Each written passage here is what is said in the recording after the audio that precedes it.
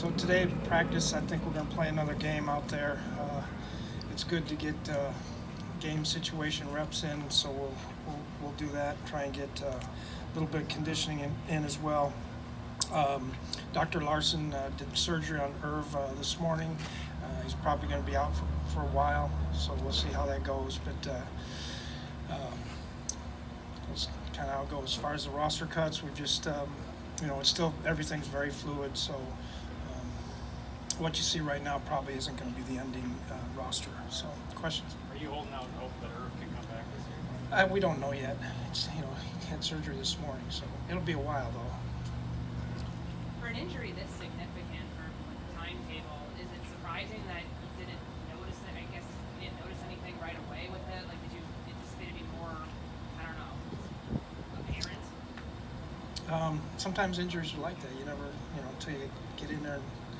Honestly, with Daniil last year, that was about as insignificant as you can imagine. So, but then you get in and you X-ray and MRI and do all those things, and you find out it's a lot more significant than you think. Mike, it looks like you have prepared as if he's out for the year. Excuse me? It seems like you guys have prepared as if he's out for the year, like making a trade. Yeah, we're trying to. We knew it was probably going to be a little while anyway, so. But yeah, those are all part of the things you got to plan for. What did you see in Chris Herndon that made you want to trade for him? Well, he was kind of a guy that was kind of pretty good in most areas. Decent blocker, pretty good hands, runs decent.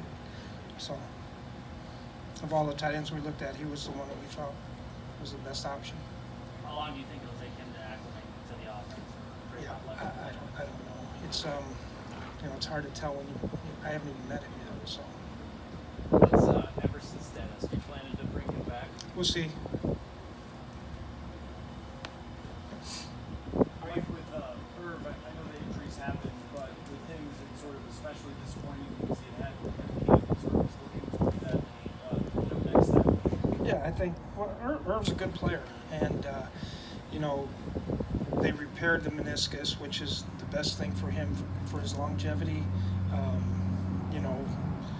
If we would have took the meniscus out, from what I understand, again, I'm not a doctor or trainer, he would have had an arthritic knee. His career would have been shortened. So, but yeah, he was doing a lot of nice things for us that could have helped us a lot offensively. Do you anticipate now? Is it a situation where Herndon comes in and is that Irv Smith role, or is it Conklin's role now? Well, Conklin, it's really not so much roles. It's really about Conklin's a good player, and using these guys to their abilities. Not so much roles that each guy has. It may be we were planning on using Irv a little bit more on third downs as a slot receiver. Probably won't do that now. Probably go with three wides. So some of those things will have to adapt and change. You had the expansion of practice squads last year, plus some other rules able to protect players. How much, I guess, in favor of you or some of those changes extending to this year and possibly beyond? And how did that help you, get the game days every week?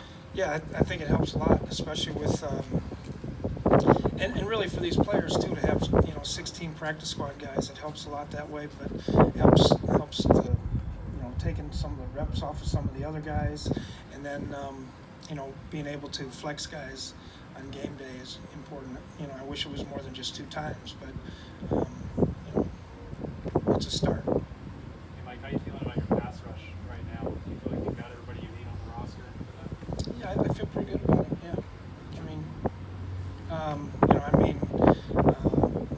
Daniil adds an extra special part to it. But Wanham's done a nice job, and Weatherly and Sheldon. So I think we're gonna be okay pass rush. Yeah, I know Daniil's been attracting the attention whenever he's healthy for some time now. Obviously, he's dominant as he's been. How do you think it's going to change without having a bona fide pass rusher across from him now? Well, we don't know that that's the case yet. Are you comfortable going with Kellen as the number 2 quarterback, or do you think? Right now, we'll see what happens. Next few days. Like I said, everything's very fluid. What did you see out of him after he came back from the COVID absence? I think he's gotten better. You know, in the last 2 or 3 games, you know, he's doing a good job with the playbook. Made some good throws. You know, he made some mistakes like most rookies do. So we'll see. We gotta keep getting him better. Mike, do you feel like in the last month you just been putting out one fire after another and dealing? I think it's been 8 years. Yeah, it's been. Seems like that book is going to be a good book when I write it. From kidney stones to eyes to Adrian, and there's a lot that you guys don't know. Well, we have time. Go Yeah, ahead. I'd have to go get all my notes. But you know what? It's like that probably every place. Everybody has their trials and tribulations, I guess.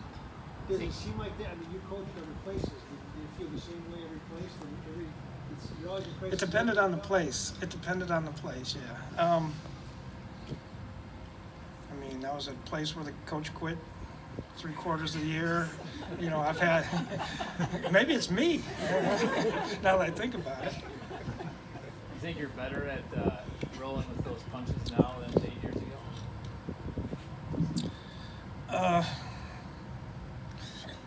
don't know. I'm not very patient, and you know, I get upset when things don't go the right way. You know, but you know, we just got to do our best to keep these guys healthy. I think what I've learned is that, you know, when you understand who you are as a team, you can protect those guys a little bit more. You know, back when I first got here, we were hitting every day, and you know, just trying to develop the mentality of this football team and this organization. And you know, I think I have that now here, and so I probably don't have to, you know, go out here and scrimmage and pads and every single day. But it's also because possibility of, you know, when you lose a guy like Hunter last year and you lose a guy like Irv Smith this year, you know, you're going to be a little bit more cautious, I think, in some of those things that you do. I mean, Irv might have played, you know, 10 plays maybe in the game. I'm not even exactly sure, but it wasn't very much, you know. And for that to happen in 10 plays is like, you know, and for Hunter to happen on the first time he touched anybody last year, you know, it's just is what it is. Mike, keeping 7 linebackers, do you see special teams abilities there? Well, that was a lot of it. You know, I've been really harping on those guys on the special teams. We have to be better on special teams. And, you know, I told these players all along that